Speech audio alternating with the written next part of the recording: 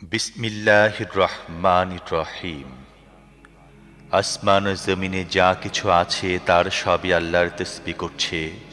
তিনি সার্বভৌম ক্ষমতার অধিকারী এবং সব প্রশংসা তাঁরই। তিনি সব কিছু করতে সক্ষম। তিনি সেই মহান সত্তা যিনি তোমাদের সৃষ্টি করেছেন, অতঃপর তোমাদের মধ্য থেকে কেউ কাফের এবং কেউ মুমিন। তোমরা যা করছো আল্লাহ তা দেখছেন। তিনি আসমান ও জমিনকে যথাযথ রূপে সৃষ্টি করেছেন। তিনি তোমাদেরকে আকার আকৃতি দান করেছেন এবং অতি উত্তম আকার আকৃতি দান করেছেন। অবশেষে তাঁর কাছে তোমাদের ফিরে যেতে হবে। আসমান ও জমিনের সব কিছু সম্পর্কে তিনি জানেন, আর তোমরা যা গোপন করো এবং যা প্রকাশ করো তাও তিনি জানেন। মানুষের অন্তরে কথাও তিনি খুব ভালো করে জানেন। এর পূর্বে যেসব মানুষ কুফরি করেছে এবং নিজেদের অপকর্মে পরিণামও ভোগ করেছে, তাদের খবর কি তোমাদের কাছে পৌঁছেনি? তাদের জন্য নির্দিষ্ট আছে অতীব কষ্টদায়ক শাস্তি। তারা এরূপ পরিণতির সম্মুখীন হয়েছে কারণে যে তাদের কাছে যেসব রাসূল এসেছেন তারা সুস্পষ্ট দলিল প্রমাণ নিয়ে তাদের কাছে এসেছিলেন, কিন্তু তারা বলেছিল, মানুষ কি আমাদের হিদায়াত দান করবে? এইভাবে তারা মানতে অস্বীকৃতি জানালো এবং মুখ ফিরিয়ে নিল। তখন আল্লাহ তাদের তোয়াক্কা করলেন না। আল্লাহ তো আদৌ কারো মুখাপেক্ষী নন। তিনি আপন সত্তায় প্রশংসিত। অস্বীকারীরা দাবি করে বলেছে যে মরার পরে আর কখনো তাদের জীবিত করে উঠানো হবে না। তাদের বলে দাও, আমার রবের শপথ, তোমাদের অবশ্যই উঠানো হবে। তারপর দুনিয়ায় তোমরা যা করেছ তা অবশ্যই তোমাদেরকে অবহিত করা হবে। এরূপ করা আল্লাহর জন্যে খুবই সহজ। তাই ঈমান আনো আল্লাহ, তাঁর রাসূল এবং সেই নূর বা আলোর প্রতি যা আমি নাজিল করেছি।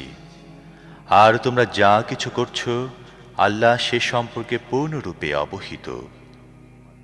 যখন একত্র করার দিন তোমাদের সবাইকে তিনি একত্র করবেন, সে দিনটি হবে তোমাদের পরস্পরের হার জিতের দিন। যে আল্লাহর প্রতি ঈমান এনেছে এবং নেক আমল করে, আল্লাহ তাআলা তার গুনাহ মুছে ফেলবেন আর তাকে এমন জান্নাতে প্রবেশ করাবেন যার পাদদেশ দিয়ে ঝর্ণা বইতে থাকবে। এসব লোক চিরস্থায়ীভাবে সেখানে থাকবে। এটাই বড় সফলতা। আর যারা কুফরি করেছে এবং আয়াতসমূহকে মিথ্যা বলেছে, তারাই দোজখের বাসিন্দা হবে। তারা চিরস্থায়ীভাবে সেখানে থাকবে। তা অত্যন্ত নিকৃষ্ট স্থান। আল্লাহর অনুমোদন ছাড়া কখনো কোনো মুসিবত আসে না। যে ব্যক্তি আল্লাহর প্রতি ঈমান পোষণ করে, আল্লাহ তার দিলকে হিদায়াত দান করেন। আল্লাহ সব কিছু জানেন। আল্লাহর আনুগত্য করো এবং রাসূলের আনুগত্য করো। কিন্তু তোমরা যদি আনুগত্য থেকে মুখ ফিরিয়ে নাও, তাহলে সত্যকে সুস্পষ্টভাবে পৌঁছে দেয়া ছাড়া আমার রাসূলের আর কোনো দায়িত্ব নেই। তিনি আল্লাহ, যিনি ছাড়া আর কোনো ইলাহ নেই। ঈমানদারদের আল্লাহর উপরই ভরসা করা উচিত।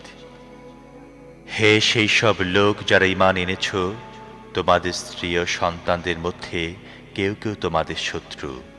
তাদের ব্যাপারে সতর্ক থাকো। আর যদি তোমরা ক্ষমা ও সহনশীলতার আচরণ করো এবং ক্ষমা করে দাও, তাহলে আল্লাহ অতীব ক্ষমাশীল, অতীব দয়ালু। তোমাদের অর্থ সম্পদ ও সন্তান সন্ততি একটি পরীক্ষা, আর কেবলমাত্র আল্লাহর কাছে আছে বিরাট প্রতিদান।